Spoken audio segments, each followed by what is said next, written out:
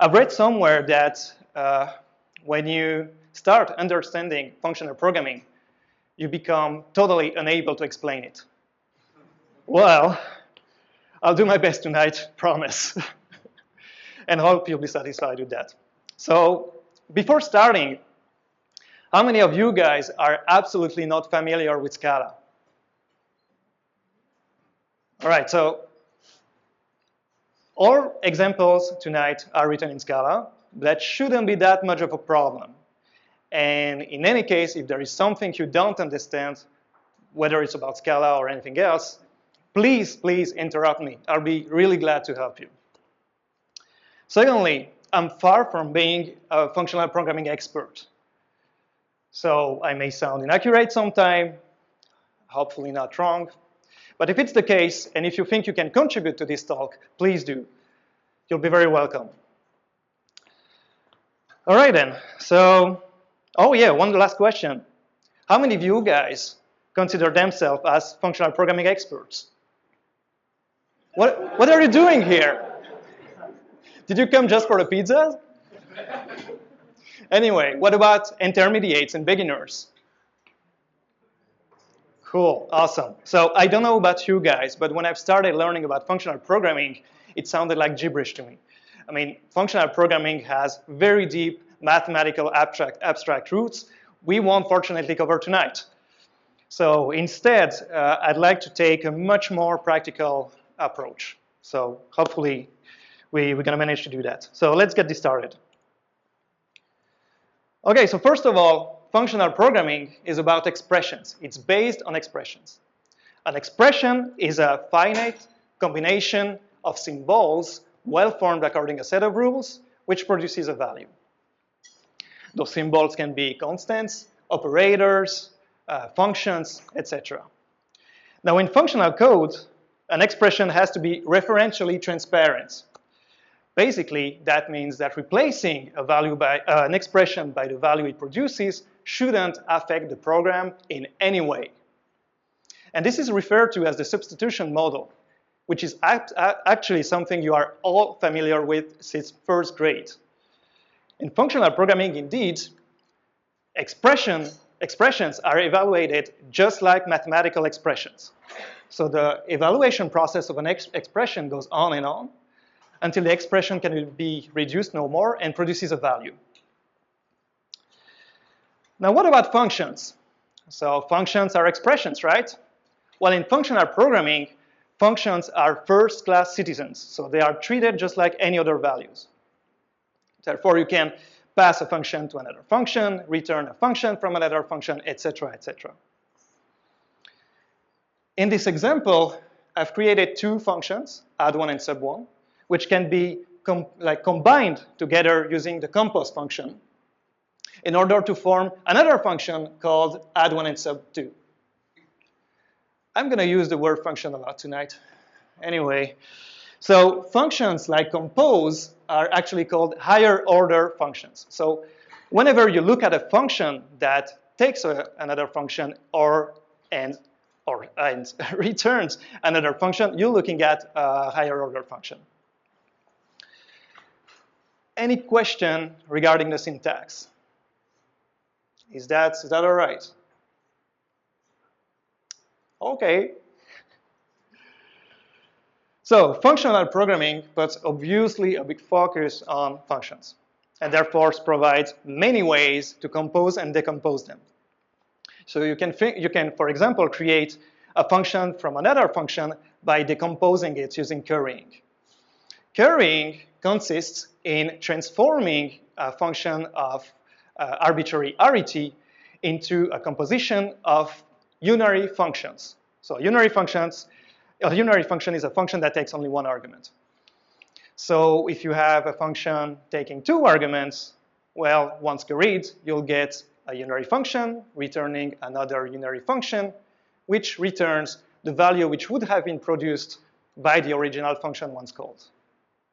Okay, so a very close concept is partial application, which consists in producing a function of reduced arity by binding some fixed values to the original function's arguments. All right? So you can think about currying and partial application like constructors for functions, which allows you to decouple the constriction of a function from its invocation. Okay. Now, as there are expressions, functions have to be referentially transparent, right? So how does a function can hold this contract? I mean, it's pretty clear with a value, but what about a function? Well, it's actually pretty simple. In order to be referentially transparent, a function has to follow three main rules. The first of all, it has to be total, which means that for every possible input, it should always return an output. Secondly, a function has to be pure, which means that a function's only effect should be the computation of its returning value. And finally, a function has to be deterministic. So given the same input, it should always return the same output. Now in the next slides, we'll see what prevents a function from being referentially transparent, along with the solutions that allow you to enforce those rules. All right, so let's hold on a minute and think about the inputs and the outputs of a function. So in this case, the function foo takes a string and returns an integer. What about the bar function? Anyone? Not you. You know the answer. All right, so the bar function takes a string, returns an integer, but also writes a string in the console. So technically speaking, the bar function has two outputs, the resulting integer and the string written in the console. In functional programming, this is what we call a side effect. And you probably heard like very bad things about them. So in those examples, I'm going to show you some other side effects. So look at these functions. So beside returning a value, those functions may respectively throw an exception or return a null value. So the problem with exceptions is that there is absolutely no guarantee at all about where they're going to occur. So they can occur technically everywhere. And just like with nulls, exceptions can lead you to very aggressive error handling policies, which may not make sense at all in some situations. And those actually who have worked on wide legacy code bases know what I'm talking about. You know the situation where when you ask a guy who is using for no apparent reason a null check or a try catch, and you're asking, why are you doing that? And the guy answers, well, you know, just in case of. Well, it's a good smell, actually. So exceptions and nulls prevent a function from being total because given one input, they may not return absolutely anything. Let's see another example. So in this case, we have this add1 function, which is responsible for incrementing the integer passed in parameter. Once called, however, it also increments another variable which is declared outside of the scope of this function. So which means that this function is not referentially transparent simply because if you replace the add1 function call by the resulting expression, that is y plus 1, you will affect the program of overall output. So this function is not pure, basically. Last example. In this case, we have another situation where exceptions could happen, could be thrown. But this time, the problem is that they could happen at any time because we are relying on a potentially unstable environment, which is the local file system. For various reasons, this function may throw an exception maybe because the file is not available or whatever else. And this prevents the function from being deterministic. Are given one input, it may not return the same output. So I guess you get the idea. More generally, a side effect is an observable interaction that a function has with its callers or the outside world, beside returning a value. In other words, whenever a function requires or outputs more than what its signatures is suggesting, chances are that side effects are being created. And this breaks referential transparency along with the substitution model. And that makes me very sad. So referential transparency is not about programming with or without mutable states. It's about asking yourself whether or not a function requires more than what its argument list really suggests, or outputs more than what shows its result type.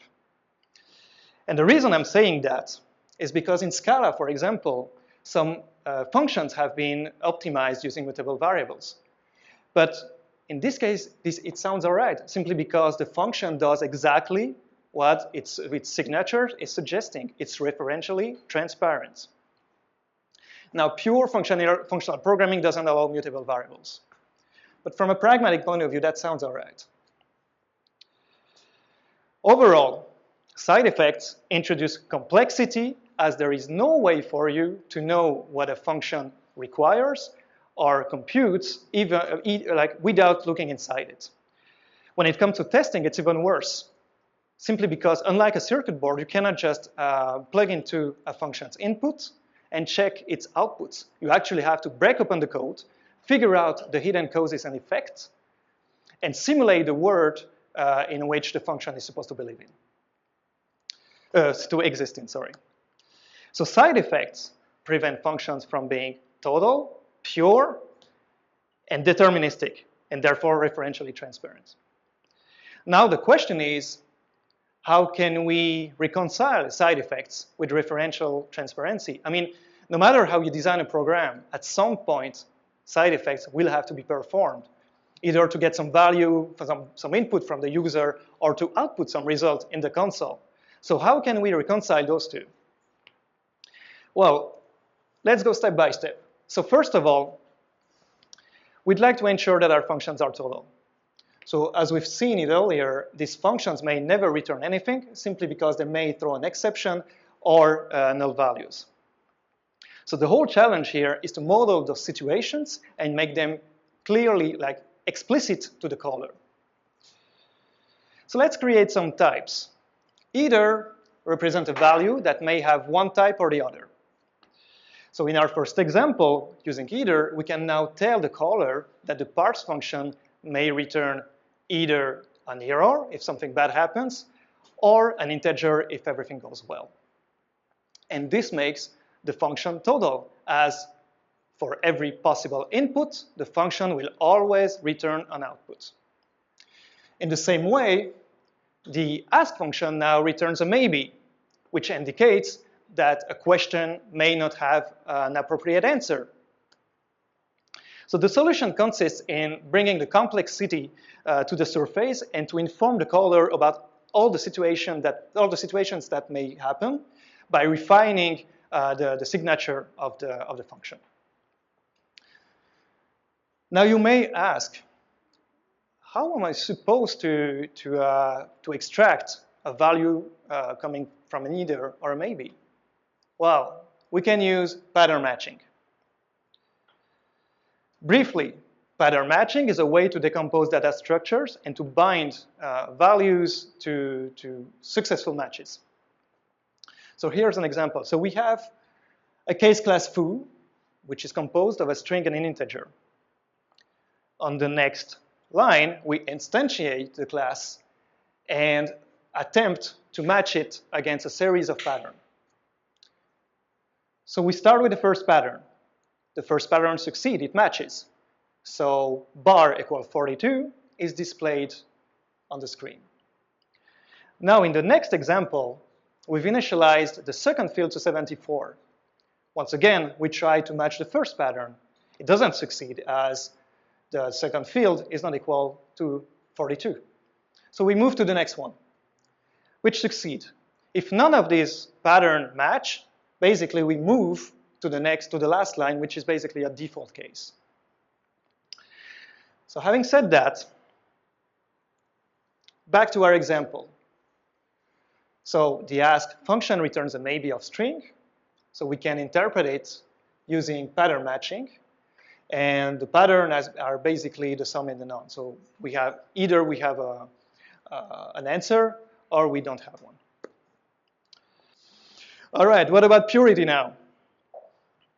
So back to our example. So we said that the main problem here is that the the add one function's result type doesn't capture all the effects generated by the function. So what are the effects here? First effect, we increment the integer passed in parameter. Second one, we do a state update on the variable which is defined outside the scope of the function. So the add one function has two outputs, the state update and the integer incremented. So once again, the solution consists in making this clear to the caller, basically to stop lying about it. The interaction, by the way, Haskell is probably the most honest language I've ever seen. Anyway, so the interaction between the input and the output is now clear to the caller. So instead of modifying the variable n, we tell the caller that this function will actually require the two integers, both integers in order to increment them. And secondly, we return a tuple of integers which contains both integers incremented. We don't need any immutable variable anymore, by the way. So now the function is pure simply because its result type captures all the effects of the function. Finally, in order to be referentially transparent, a function has to be deterministic. Now, this is pretty easy to set up when, with simple functions like the ones we've just seen. But what about functions that involve side effects like IOs, for example, like database querying or file system interactions? How on earth this kind of function can always return the same output given the same input? Well, the problem is that with these kind of functions, you won't ever have any determinism. So basically, those functions will never be deterministic, simply because they are relying on a potentially unstable environment. You cannot control everything. So instead of trying, let's think about another approach. Just like before, let's see how we can model those non-deterministic behaviors. Just like earlier, so we've created some types representing our domain. The type read represents a computation that at some point in the future may return a string we can process. The class write, the type write, represents a computation that may print a string on the console. And the type end just symbolizes the end of the program. Oh, that's pretty cool. So now we can write something like this. So this is a program that reads a line on the console and prints it back on the console. This is pretty cool. But you may say, well, this program is useless. It doesn't write anything. It doesn't read anything. It doesn't perform anything. It's totally useless. And you're totally right. However, the problem was about representing the problem we'd like to solve without performing side effects. And this is a solution for that problem. Now, if we want to interpret, if we want to execute this model, we need an interpreter. So the interpreter is responsible for interpreting the program and for performing any side effects it may require. What did we just do here? It's very simple, actually. We first started by providing a specification of the problem, and then we provided an interpreter for that program, for that specification. So we've separated the specification of a problem from its execution, or more precisely, we've separated the what from the how. So how can referential transparency be reconciled with I/O? Well, it's just like with many other software engineering problems, it's all about separating the concerns properly. First, we declare the computations we'd like to do, and then we execute them. When you think about it, it's a very common software best practice, right? Anyone remembers of the command patterns?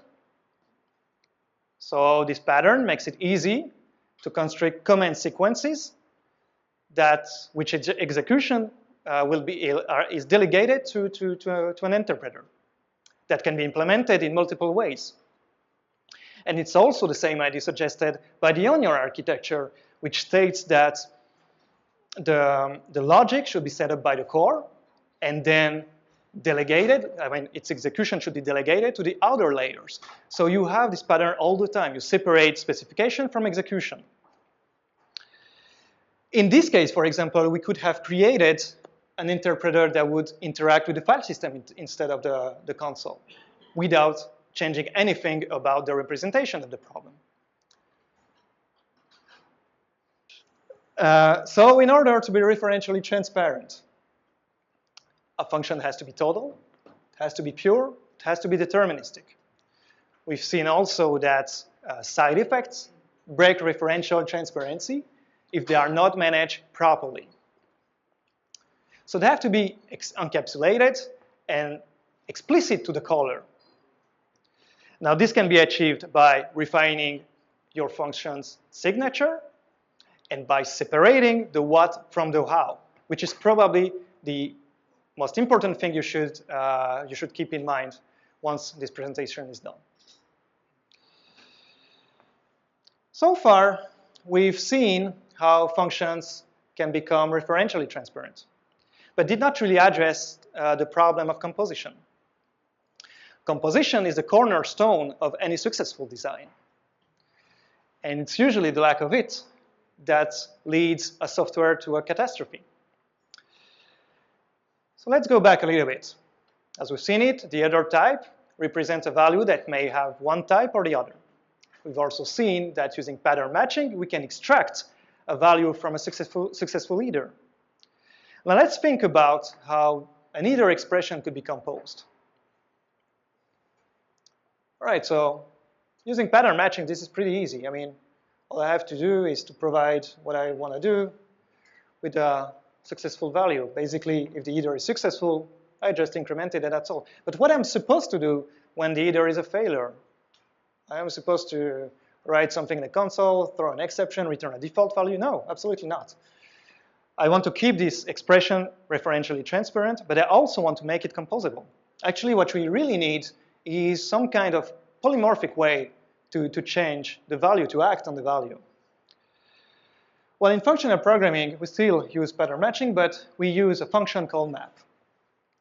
So basically, the function map takes a mapping function along with the type we'd like to map over. During the call, the map function will decide if the mapping function should be applied or not, depending on the result of the either computation.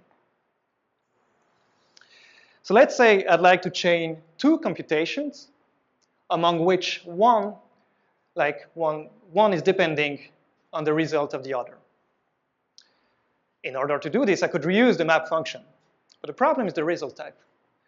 Try to think about a dozen of either's you'd like to chain with each other. You would get an either, a feeder, a feeder, a feeder, a feeder, and so on. So that makes absolutely no sense. No, what we want really is basically a flattened version of what is returned by the map function. So let's create a chain function. So the chain function basically takes a function we'd like to chain the either with, and the either itself. And then just like with the map function, the chain function will decide whether or not to chain this function to the result of the either. The way you have to think about it is that we are not interested in the intermediary results of that chain of computations. Yeah. We are interested by the final value, in this case, an either of exception and string.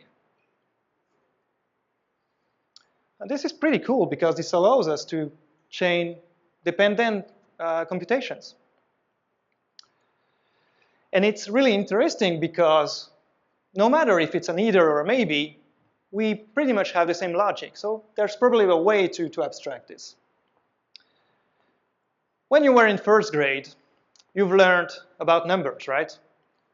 Later on, you've learned that those numbers can actually be combined with each other's. And even more later, you've learned that the domain of numbers is actually ruled by laws. Numbers, operators, and laws form altogether an algebra. well, where the numbers are actually algebraic data types. There's probably a way, we can probably figure out an algebra where the algebraic data types are actually the types themselves. So let's look at this map function. First, just like when you sum 1 with 0, mapping a value with a no-up function returns exactly the same value, no matter the type. Secondly, the map function is associative. So no matter if you map a function twice sequentially with two different functions, it goes back basically, let me rephrase this.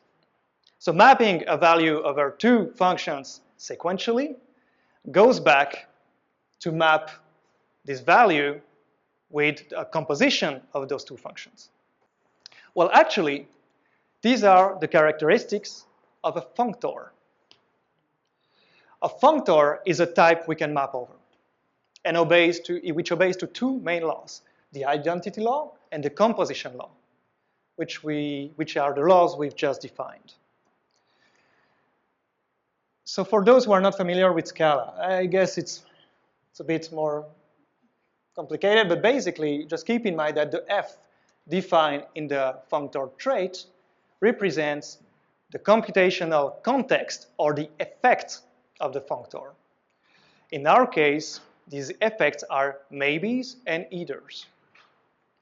So you can, like those effects can abstract different behaviors as long as they hold with the functor contract.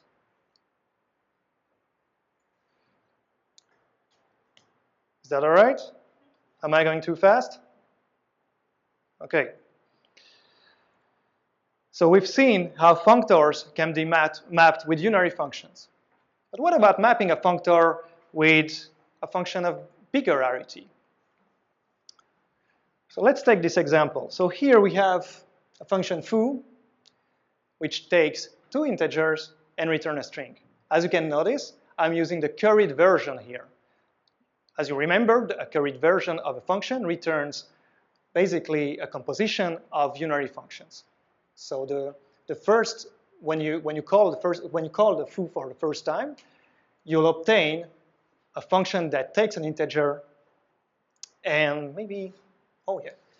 So when you call the foo for the first time with the integer, you will get a function that takes an integer and returns a string.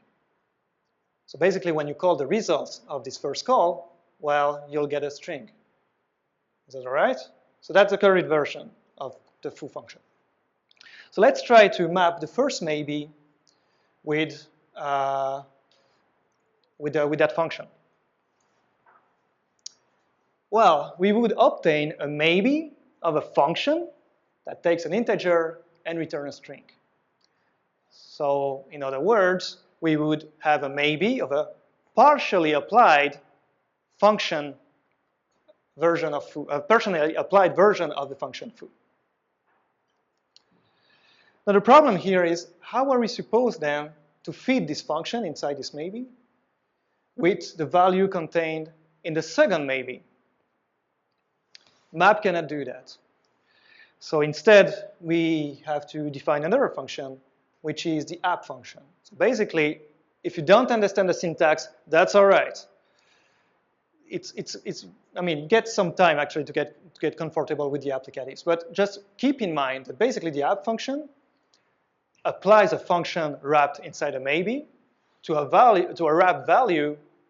which is wrapped in another maybe. All right? So that allows you basically, and keep that in mind, to combine the result of two independent effects.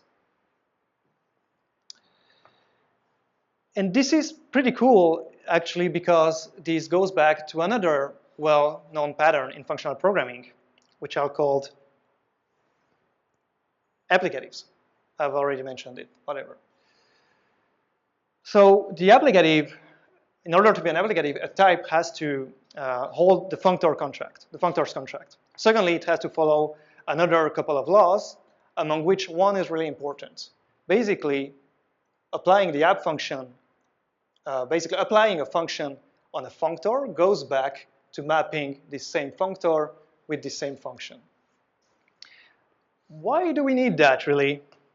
Well, as I told you, applicatives allows you to combine the result of two different effects, two independent effects. Well, think about futures, for example. So you have two effects, two futures, and you want to combine the result of those two futures, where applicatives allow you to do that. Now, what about combining the result of dependent computations?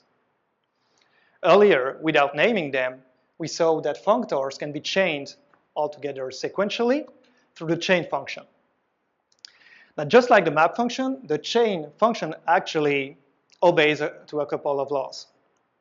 So here, I've added a function pure, which basically puts a value inside the context of a functor. So in the context of maybes, applying pure to 42, we return a sum of 42.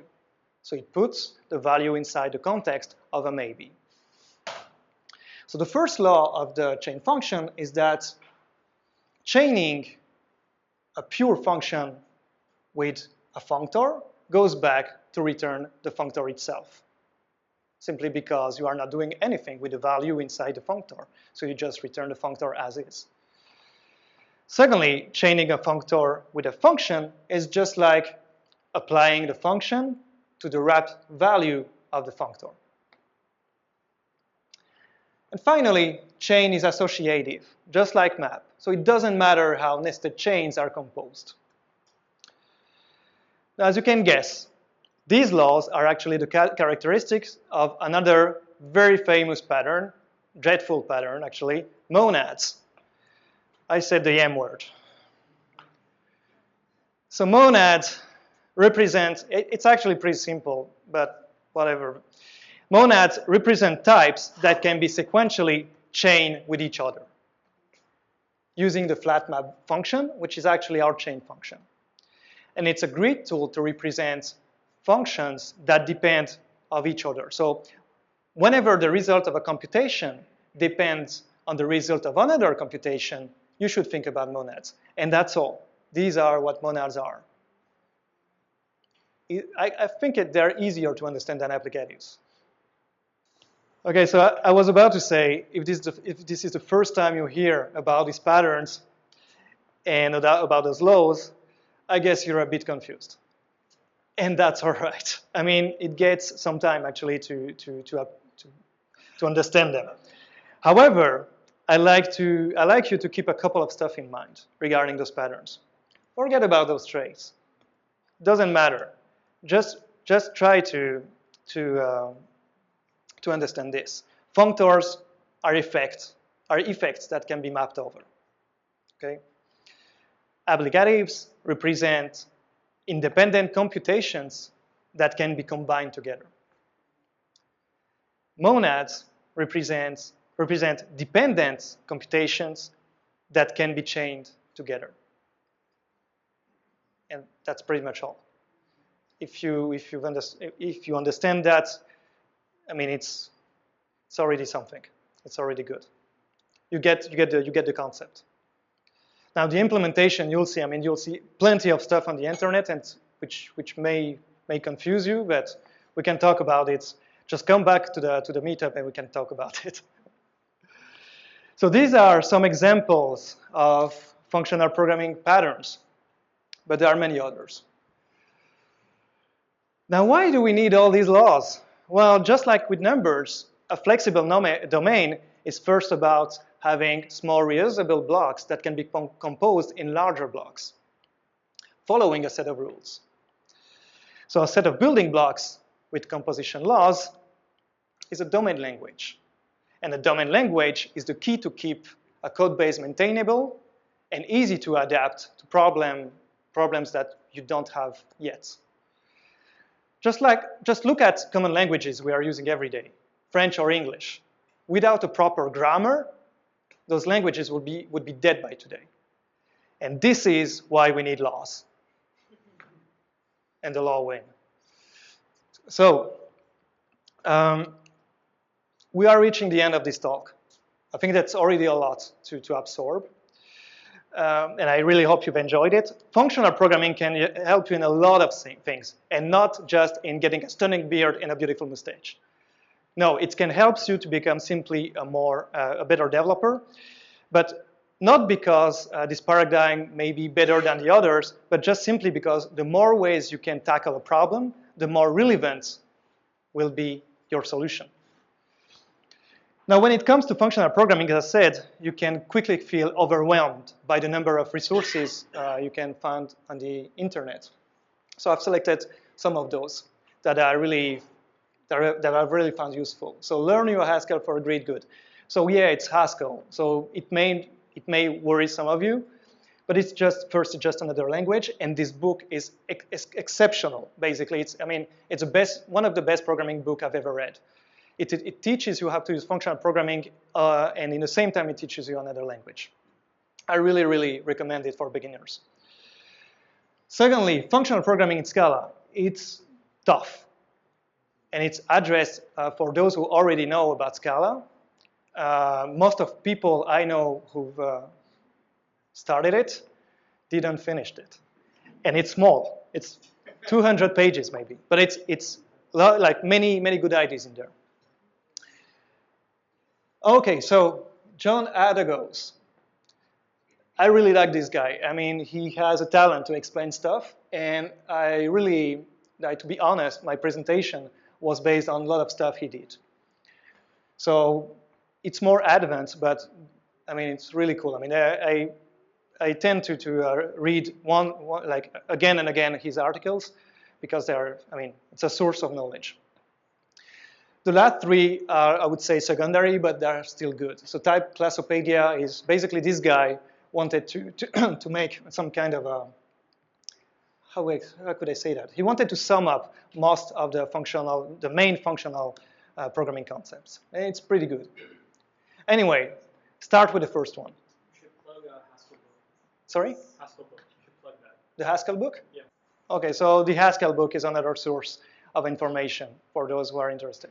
I haven't read it yet, but I'd be curious. All right, so that's, oh yeah, and Lambda Montreal, of course. They're really nice folks.